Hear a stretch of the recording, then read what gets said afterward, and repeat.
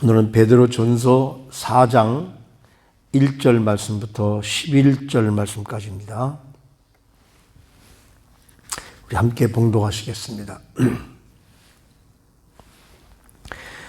그리스도께서 이미 육체의 고난을 받으셨으니 너희도 같은 마음으로 갑옷을 삼으라. 이는 육체의 고난을 받은 자는 죄를 그쳤음이니 그 후로는 다시 사람의 정욕을 따르지 않고 하나님의 뜻을 따라 육체에 남은 때를 살게 하려 함이라. 너희가 음란과 정욕과 술취함과 방탕과 향락과 무법한 우상 숭배를 하여 이방인의 뜻을 따라 행한 것은 지나간 때로 족하도다. 이러므로 너희가 그들과 함께 그런 극한 방탕에 다름질하지 아니하는 것을 그들이 이상히 여겨 비방하나 그들이 산자와 죽은 자를 심판하기로 예비하신 이에게 사실대로 고하리라. 이를 위하여 죽은 자들에게도 복음이 전파되었으니 이는 육체로는 사람으로 심판을 받으나 영으로는 하나님을 따라 살게 하려 함이라. 만물의 마지막이 가까웠으니 그러므로 너희는 정신을 차리고 근신하여 기도하라. 무엇보다도 뜨겁게 서로 사랑할지니 사랑은 허다한 죄를 덮느니라. 서로 대접하기를 원망 없이 하고 각각 은사를 받은 대로 하나님의 여러 가지 은혜를 맡은 선한 청지기같이 서로 봉사하라. 만일 누가 말하려면 하나님의 말씀을 하는 것 같이 하고 누가 봉사하려면 하나님이 공급하시는 힘으로 하는 것 같이 하라. 이는 범사에 예수 그리스도로 말미암아 하나님의 영광을 받으시게 하려 함이니 그에게 영광과 권능이 세세에 무궁하도록 있느니라. 아멘.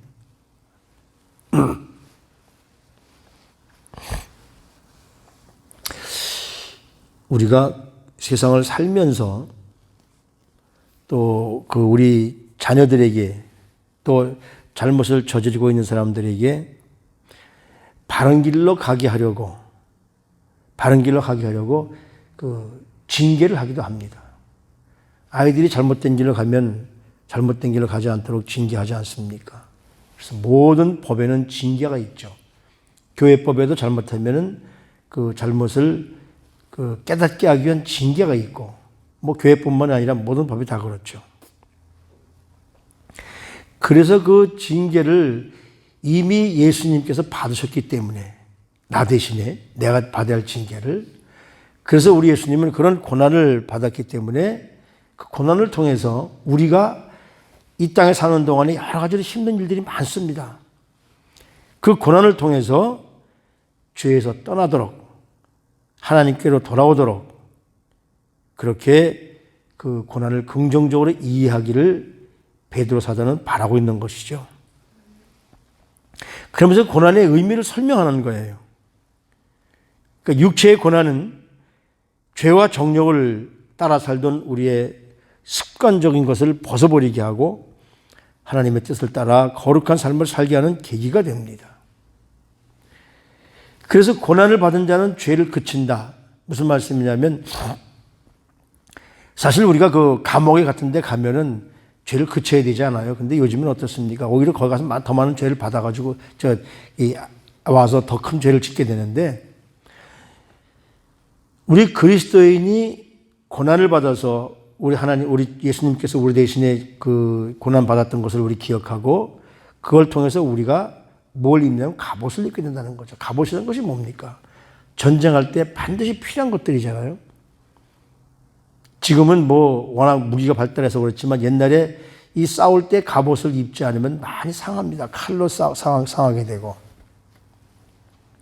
그래서 갑옷을 입어라. 그걸 사도 바울은 병기, 즉 말하자면 무장해라 그렇게 말하죠. 똑같은 의미의 그 사도 베드로도 지금 얘기하고 있는 겁니다. 그래서 예수 믿기 전이 아니라 예수 믿고 난 후에는 그런 거거든요. 다시 사람의 정욕을 따르지 않고 하나님의 뜻을 따라 육체의 남은 때를 살게 하여야 합니다.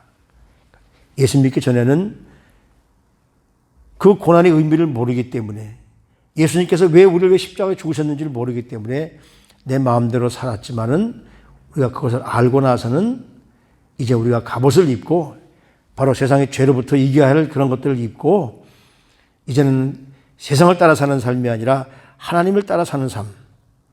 그러니까 개종한 이방인들이 절대로 다시 한번 방탕한 생활이 이르지 않도록 지적하면서 과거에 살던 삶으로 돌아가면 안 된다. 그래서 여기 뭐라고 그러냐면 너희가 음란과 정욕과 술 취함과 방탕함과 향락과 무법한 우상 숭배를 하여 이방인의 뜻을 따라 행한 것은 예수 믿기 전의 삶으로 족하다는 것이죠. 예수 믿기 전에야 예수님을 모르니까 세상에서 하는 대로 사람들 다 따라갔습니다. 그런데 예수 믿고 살면서도 이런 걸 따라가는 사람들이 많다는 것이거든요.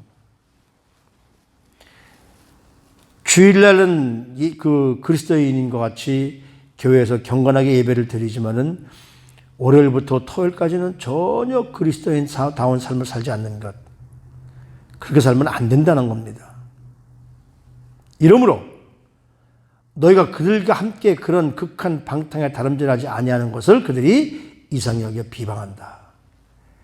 어느 날 갑자기 같이 다니면서 방탕하게 어울리던 사람이 어느 날 갑자기 변했어요.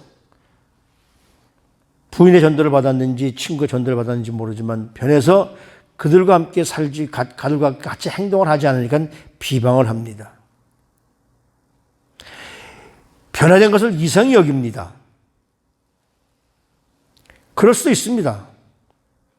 그러나 우리 그리스도인은 어떻습니까? 최후의 심판자이신 우리 주님을 생각하면서 하나님께서 산자와 죽은 자를 포함한 모든 사람의 마지막 심판자라는 사실을 깨닫는다면 우리가 다시 죄 짓는 자리에 설 수 없지 않겠습니까? 그때는 모르고 그랬지만 일단 알면은 그렇게 살면 안 되잖아요. 그들이 산자와 죽은 자를 심판하기로 예비하신 얘기의 사실대로 고하리라.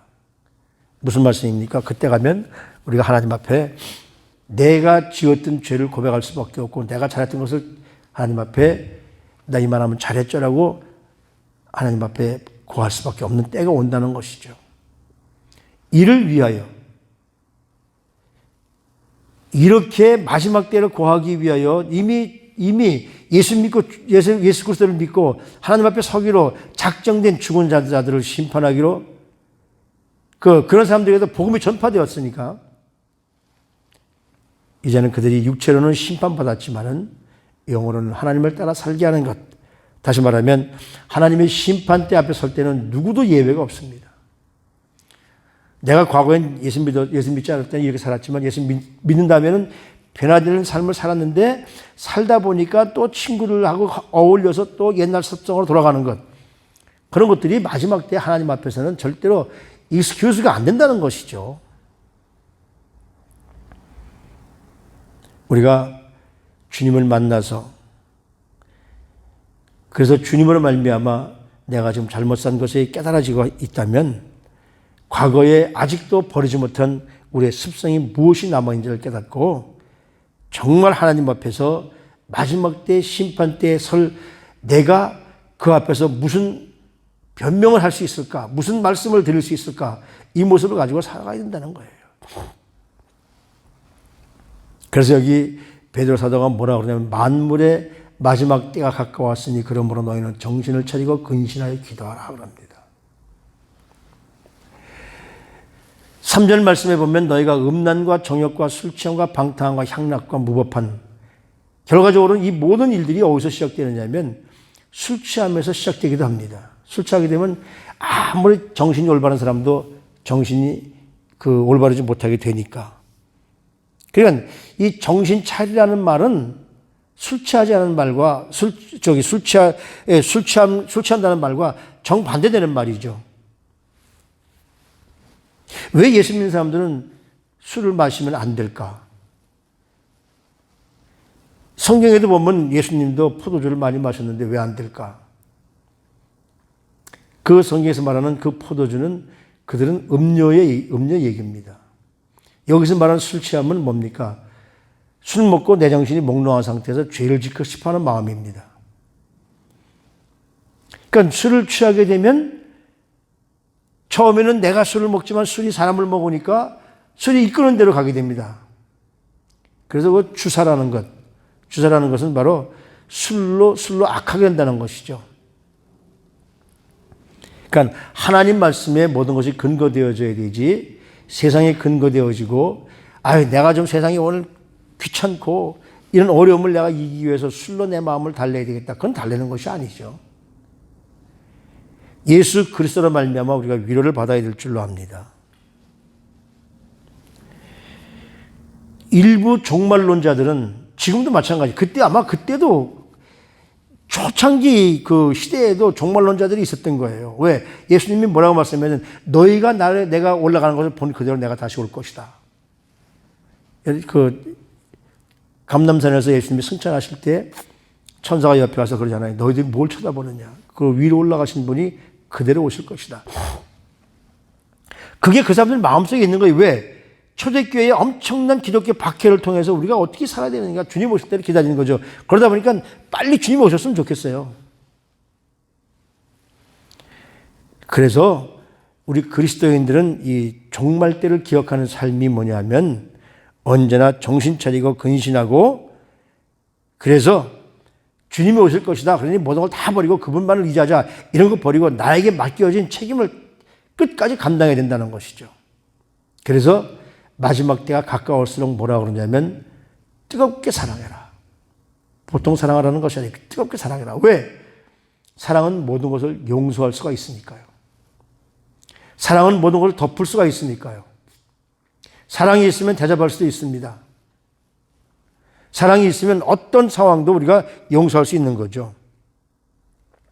무엇보다도 우리가 정말 하나님이 주신 놀라운 사랑을 가지고 있다면 우린 이웃의 허물을 덮어줍니다. 내 자신이 하나님께로부터 엄청난 용서를 받았기 때문에 이웃의 허물을 덮어주게 되고요. 자신이 죄인임을 철저히 깨닫는 것, 그것이 바로 성령님께서 내 삶에 들어오셔서 내가 성령님으로 말미암아 변화되었을 때 일어나는 우리의 표현이거든요. 그러니까 성령 받지 못한 사람들은 남들이 허물이 뭔가, 저 사람의 잘못이 뭔가 그걸 캐려고 그걸 찾아다니는 사람입니다. 이 사람들은 예수 믿어도 그건 성령 받지 못한 사람들이죠. 남의 허물을 덮기 위해 내가 정말 존재하느냐, 남의 허물을 들추기 위해 존재하느냐. 어떤 사람이 어떤 죄를 졌는지 그걸 찾아내가지고 그걸 가지고서 어떻게 하든지 하려고, 이웃의 허물을 얼마나 덮어주냐에 따라서 진정한 하나님의 사람인가 아닌가가 판명이 나는 거거든요. 그러기 위해서는 사랑해야 돼요. 이웃을 사랑해야 돼요. 오늘 제가 성령의 9가지 열매를 이제 마치고 전체를 한번 공부하는 시간을 갖는데, 존 스타튼 목사님이 바로 성령의 9가지 열매를 통해서 우리 3가지씩을 주면서 뭐라고 얘기하느냐면요. 이게 이따 설교 시간에 나눌 얘기지만, 첫째 하나님을 사랑하고, 둘째 이웃을 사랑하고, 셋째 내 자신을 그 사람들 사랑하도록 사랑해라. 이게 9가지 열매 다 포함되는 거예요. 그래서 여기 뭐라고 그러냐면 베드로 사도도 마지막 때가 가까우거든 정신 차리고 근신하여서 사랑을 하도록 노력을 해라. 그리고 하나님께로부터 받은 은사를 하나님을 위하여 선한 청지기 같이, 선한 청지기 어떻습니까? 절대 주인의 말에 복종하는 사람들입니다. 그렇다면 우리도 하나님의 말씀에 절대로 복종하면서 교회에서건 어디서건 봉사하는 것. 이것이 바로 우리 그리스도인들이 해야 할 일임을 다시 한번 깨닫습니다. 그래서 누가 말하려면 하나님의 말씀을 하는 것 같이 하고, 누가 봉사하려면 하나님이 공급하시는 힘을 하는 것 같이 하고, 이건 뭐냐면 말을 해도 하나님의 말씀으로 남들에게 상처 주는 말 이런 거 하지 말고 남들을 기운을 북돋아 주는 말, 세워주는 말을 하고, 그리고 어떻습니까? 봉사도 내가 나 스스로 하다 보면 그거는 끝까지 가는 봉사가 안 돼요. 하다가 보면 시들해져요. 그러나 하나님이 능력을 주시면 그 봉사 끝까지 갑니다. 저는 여기서 이런 걸 생각하게 돼요. 대한민국이나 우리 미국이나 이 좌우로 지금 딱 나뉘어져 있죠. 근데 참 이상한 것은 그래요. 이 우쪽에 있는 사람들은 하나님을 믿는 사람들이 많습니다. 근데 좌쪽에 있는 사람들은 하나님을 반대하는 사람들이에요. 그리고 우쪽에 있는 사람들은 그렇지 않지만 좌쪽에 있는 사람들은 대부분 뭐냐면 모든 죄를 다 전거해요. 너 때문에 그랬다. 네가 그런 거다. 거짓을 많이 하고.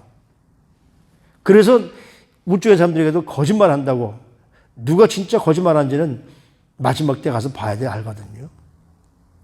그러니까 하나님이 주시는 능력으로 우리가 말씀도 전하고 하나님이 주시는 능력으로 사람들을 대하기도 하고 하나님이 주시는 능력으로 봉사하다 보면 절대로 그런 일들이 없는 거죠. 우리가 그렇게 하는 그 이유가 뭐냐면 그리스도로 말미암아 하나님의 영광을 받으시게 하려는 것이다. 내 힘으로는 아무것도 할 수 없지만 주님이 나에게 능력을 주셨기 때문에 주님이 가시면서 성령님을 보내셔서 대신 보내셔서 성령이 나와 함께 늘 함께 하시기 때문에 그래서 우리는 모든 일을 해도 내가 한 것이 아니라 내가 잘나서 한 것이 아니라 내가 무슨 대단해서 한 것이 아니라 모든 것이 하나님이 한 것이기 때문에 모든 영광을 하나님께 돌리게 되는 거죠. 내가 누굴 도와줘도 내가 너 도와줬는데 나한테 왜 땡큐 안 해? 그것이 아니라 그가 땡큐를 하든 안 하든 그냥 우리 하나님이 주신 능력을 공급하게 되면 마지막에 하나님이 다 아신다는 거예요. 지금 뭐 난리입니다. 이 난리를 수습할 수 있는 분은 하나님밖에 없어요. 하나님께서 세우신 것, 하나님께서 시작하신 것, 하나님의 마무리 질 수 있도록 우리는 그저 하나님께 할 수 있도록 이름을 내려놔야 돼요. 모든 것이 다 그렇지 않습니까?